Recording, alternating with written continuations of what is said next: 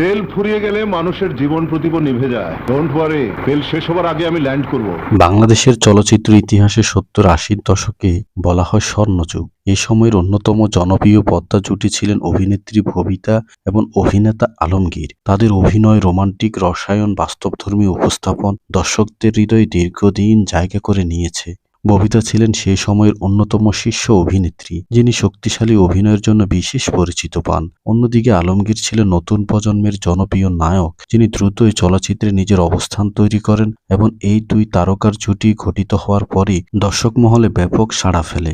ববিতা আলমগীর জুটির সবচেয়ে বড় শক্তি ছিল তাদের স্বাভাবিক অভিনয় ও আবেগঘন উপস্থাপনা। তাদের একসাথে কাজ করা চলচ্চিত্রগুলোতে প্রেম, সামাজিক বাস্তবতা, পারিবারিক আবেগ সুন্দরভাবে ফুটে উঠত।